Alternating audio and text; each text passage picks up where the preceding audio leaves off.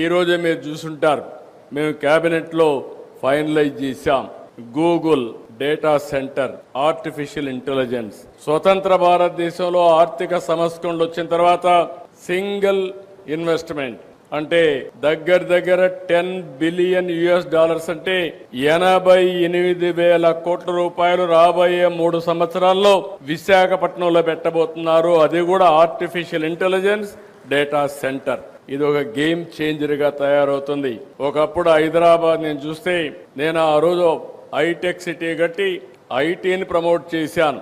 ఇప్పుడు Google data centre వచ్చి artificial intelligence వచ్చిందంటే ఈ పిల్లల్ని చూస్తే నాకు అనిపించింది, చిన్నప్పటి నుంచి ఆర్టిఫిషియల్ ఇంటెలిజెన్స్ ఆల్గరిథమ్స్ రాయడానికి మన పిల్లలు సిద్ధపడిపోయే పరిస్థితికి వచ్చారు. ఇంకా మనం ఊహించుకోవచ్చు భవిష్యత్తు ఏ విధంగా ఉంటుందని. అందుకే ఇవన్నీ చూసిన తర్వాత నాకు ఏమాత్రం అనుమానం లేదు, బ్రహ్మాండమైన భవిష్యత్తు ఉంటుంది. అయితే ఈ యొక్క భవిష్యత్తులో పేదవాళ్ళని పైకి తీసుకొచ్చే బాధ్యత ఉన్నత స్థాయిలో ఉండే మిగిలిన వాళ్ళందరూ తీసుకోవాల్సిన అవసరం ఉంది. అలాంటి కార్యక్రమంలో సెజ్దర్ లీడ్ తీసుకుని వాళ్ళ ఫౌండేషన్ ద్వారా ఈ 3 ప్రాజెక్టులు best projects. One is very clear, ethanol plant, రైతులకు విపరీతమైన ఆదాయాన్ని స్టెబిలైజ్ చేయడం. ఇంకో పక్కన పర్యావరణాన్ని బ్యాలెన్స్ చేయడానికి, పరిరక్షించడానికి ఉపయోగించడం. నేను ఎన్నోసార్లు చూశాను కానీ ఏదైతే బుల్ అనే దానికి ఇంకా పరిష్కారం లేదు, ఇవి ఉండవనుకున్నాను కానీ ఈరోజు కొత్త ఆలోచనకు నాంది పలికారు. The power of bull.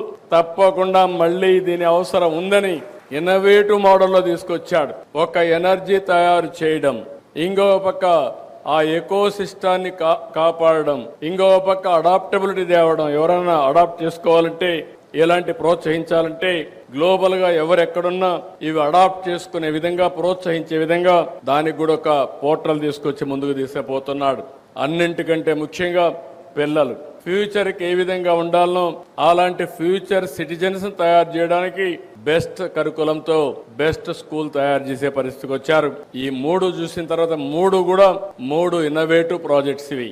ఈ 3 ప్రారంభించిన సెజ్దర్ ని, ఆయన ఫౌండేషన్ ని మరొక్కసారి మనస్ఫూర్తిగా అభినందిస్తూ, ఈ కార్యక్రమానికి వచ్చిన మిమ్మల్ని అందరినీ మనస్ఫూర్తిగా అభినందిస్తూ, అందరికీ నమస్కారాలు.